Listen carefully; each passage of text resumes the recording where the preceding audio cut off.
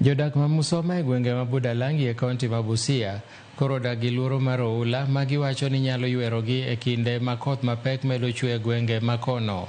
Kane giwuoyo gi jofwambo manolimo gweng'no, jodago eko lero ni gin kod luoro mabiro kaluwore gi koth ma koro osechako chwe e gwengego. Kata kamano, sirkal okelo geno ne jodakgo bang' chako gero kuonde mabiro geng'o oulago.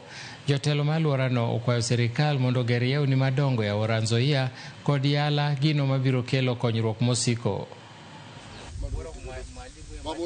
Sana sana kama mafuriko yamekuwa mengi, sasa changamoto zinakuanga sasa kuenda hospitali inakuwa shida kabisa. Sasa inabidi sasa watu tuchukue maboti, tunatumia boti hizi kufikisha wagonjwa na kupeleka na kurudisha.